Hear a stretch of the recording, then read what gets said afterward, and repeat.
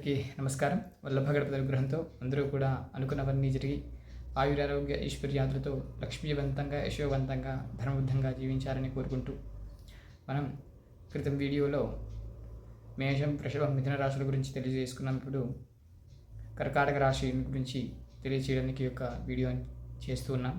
అలాగే వీడియోలోకి వెళ్ళే ముందు అందరూ కూడా శ్రీ వల్లభగణపతి అనుగ్రహంతో వారు అనుకున్నవన్నీ జరిగి ఈ సంవత్సరం వారు ముందుకు వెళ్తారని కోరుకుంటూ కూడా ఈ వీడియోను మొదలు పెడుతున్నాం. ఆదాయం ప్రస్తుతం కర్కాటక రాశి యొక్క ఫలితాలు పునర్వసు నక్షత్రం మరియు 4 పాదములు, పుష్కమి 1, 2, 3, 4 పాదములు, ఆశ్లేష 1, 2, 3, 4 పాదములు కలిపితే కర్కాటక రాశి అవుతుంది. ఆదాయం 2, వ్యయం 11, రాజపూజ్యం 4, అవమానం 7. ఈ రాశి వారికి గురుడు 2026 జూన్ 1వ తారీఖు వరకు కూడా వ్యయస్థానమునందున్నారు. కావున వారికి ఇబ్బందులు ఉన్న సౌభాగ్యకరమైన ఫలితాలనే ఇచ్చే అవకాశం ఉన్నది. ఇంట్లో అంటే కర్కాటక రాశి వారి యొక్క కుటుంబంలో శుభ ఫలితాలని శ్రీగురుడు ఇస్తారు. మంగళకరమైనటువంటి తోరణములు, బంధుజనం నుండి కూడా మిత్ర సమాగమనము, బంధుగణ సమాగమనము, శుభకారకత్వ శుభ వ్యయము, కుటుంబ వృద్ధి కలిగిస్తారు శ్రీగురుడు. తదుపరి అంటే జూన్ 2వ తారీఖు నుండి కూడా జన్మరాశి యందు సువర్ణమూర్తిగా అత్యంత శుభఫలాన్ని కూడా ఆ శ్రీగురుడు కలిగిస్తారు. ఈ రాశి వారికి ధనవృద్ధిని కలిగిస్తారు. వ్యయస్థానం నుండి జన్మలోకి వచ్చిన తర్వాత అంటే జూన్ 2వ తారీఖు నుండి రాహుకేతువులు కూడా 2026 డిసెంబర్ 5వ తేదీ వరకు కూడా నవమ మరియు తృతీయ స్థానములందు తామ్రమూర్తిగా ఉన్నా కూడా వారు సామాన్య ఫలితాలను ఇస్తారు. ఆ తరువాత డిసెంబర్ 6వ తారీఖు నుండి అష్టమ మరియు ద్వితీయ స్థానములందు ప్రవేశం తర్వాత కొంచెం ఇబ్బందిగా ఉన్నా కూడా అతి సామాన్యమైన ఫలితాలను ఇస్తారు. గురు సంచారం వీరికి వ్యయంలో నుండి వ్యయస్థానంలో శుభకారకత్వ శుభ ఫలితాలను ఇచ్చిన తర్వాత జన్మంలోకి వచ్చాక అంటే జన్మరాశిలోకి కర్కాటక లగ్నంలోకి అడుగుపెట్టాక వీరికి అత్యంత శుభప్రదమైనటువంటి లక్ష్మీవంతమైనటువంటి స్థితి కలుగుతుంది. ఉద్యోగ వ్యాపారాలలో మంచి ప్రయోజనాలు కలుగుతాయి. ఉన్నతమైనటువంటి ఆలోచనలు, ఆత్మవిశ్వాసం, ప్రతిష్టాత్మకమైన పదవిని పొందే అవకాశం మరియు కుటుంబ వాతావరణం కూడా అనుకూలంగా ఉండే అవకాశం ఉన్నది. పరిశోధనలు చేసే వృత్తులలో నైపుణ్యాలను సాధించుతారు. అందులో పనిచేసేవారు విదేశాలకు వెళ్ళడానికి ప్రయత్నం చేస్తారు. అది సఫలీకృతమవుతుంది. మరియు ఇతర ప్రాంతాలకు కూడా ప్రయాణించడానికి అనుకూలమైన సమయం ఈ సమయం ఉద్యోగరీత్యా. అలాగే విదేశీ విద్య, ఉద్యోగ ప్రయత్నాలు కూడా ఫలిస్తాయి. జన్మరాశిలో బృహస్పతి సంచారం ఇతరులకు అంటే మీ చుట్టూ ఉన్నవారికి కూడా ప్రోత్సాహకారిగా ఉండే అవకాశం ఉన్నది. మీరు వారందరినీ కూడా ప్రోత్సాహకరిస్తారు మరియు అందరికీ కూడా స్ఫూర్తినిచ్చేటటువంటి విధానంగా మీరు మీ జీవితాన్ని ముందుకు తీసుకువెళ్తారు.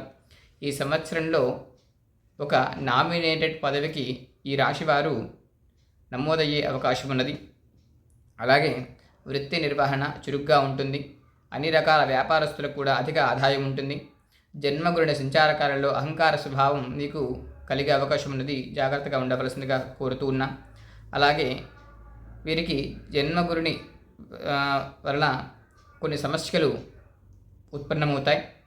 అప్పుడప్పుడు వీరికి ఎక్కువగా ఆశ కలిగే అవకాశం ఉన్నది. అనవసరమైనటువంటి కోపావేశాలను కలిగి నోరు జారి అందరినీ అనవసరమైన మాటలు, దుర్భాషలు మాట్లాడే అవకాశం ఉన్నది. జాగ్రత్తగా మలుచుకోవలసిందిగా కోరుతూ ఉన్నాం.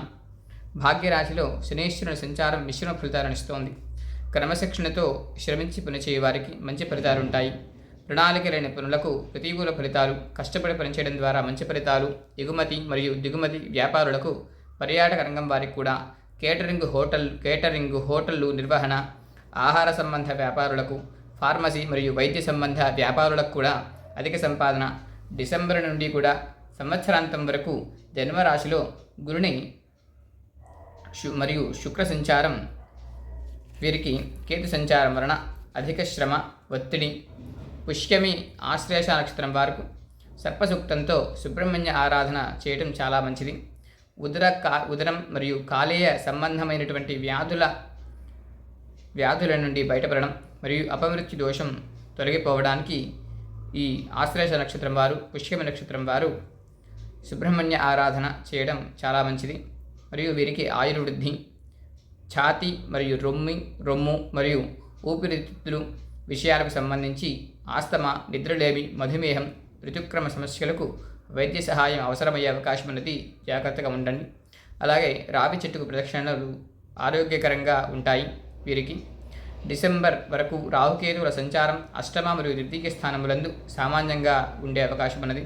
ఏ పని తలపెట్టినను నిర్లిప్తత, వృధాగా కాలక్షేపం చేయడం, ఇతరులకు కలసి రాక మిమ్మల్ని ఇబ్బంది పెట్టడానికి ప్రయత్నం చేసేటువంటి మనుషులతో దూరంగా ఉండడం అవసరం. అలాగే మానసికంగా ఇబ్బందులని కలగచేసుకునే అవకాశం ఉన్నది. కావున దృఢంగా నిశ్చయంగా ఉండాల్సిన అవసరం ఉన్నది. మీకు ఈ శుభగురుని యొక్క అనుగ్రహంతో, శుక్ర సంచారంతో అధికమైన ఖర్చులు, శుభప్రదమైనటువంటి కుటుంబ విషయాలలో మీకు ఖర్చులు ఎక్కువగా ఉండడం జరుగుతుంది. కావున జాగ్రత్తగా ఈ యొక్క ఆదాయాన్ని, వ్యయాన్ని బట్టి ఖర్చులు చేయడం అన్నది అవసరం. ఈ కర్కాటక రాశి వారికి అదృష్ట సంఖ్య 2, 7 మరియు 11 సంఖ్యలు కలిసి వస్తాయి. ఈ సంఖ్యలు సోమవారం లేదా మంగళవారం లేదా గురువారములు కలిసిన మరింత శుభప్రదంగా ఉంటుంది. వీరికి ఈ యొక్క కాలేయ సంబంధమైనటువంటి అనారోగ్యాలు కావచ్చు, లేకపోతే ఛాతీ మరియు రొమ్ము మరియు ఊపిరితిత్తుల సమస్యల నుండి బయటపడడానికి శ్రీ గురుని యొక్క అనుగ్రహం పొందడానికి శ్రీ గురు దత్తాత్రేయ ఆరాధన మరియు అపమృత్యు దోషానికి, ఆ అనారోగ్యకరమైనటువంటి ఇబ్బందుల నుండి బయటపడడానికి శ్రీ గురు యొక్క అనుగ్రహంతో పాటు శ్రీ ఉమామహేశ్వర స్వామి దేవత అనుగ్రహం కొరకు అఘోర పాశుపత సహిత శ్రీరుద్ర దమక చమక అభిషేకాది పారాయణములు, శ్రీ సూర్య సంబంధిత ఉపాసనాది కార్యక్రమములు చేయడం వల్ల వీరికి సర్వసౌఖ్యములు కలిగే అవకాశం ఉన్నది. కావున అందరూ కూడా మన యొక్క వీడియోని లైక్ చేసి, షేర్ చేసి, సబ్స్క్రైబ్ చేసి మన యొక్క ఛానల్ మున్ముందుకు వెళ్ళవలసిందిగా కోరుతూ ఉన్నాను. అందరూ కూడా లక్ష్మీవంతులై, యశోవంతులై, ధర్మవంతులై జీవించాలి. అందరూ కూడా అనుకున్నట్లుగా జరిగి అందరూ కూడా ముందుకు వెళ్ళాలని కోరుకుంటూ ఉన్నాను. జై హింద్. అందరికీ కూడా నమస్కారం.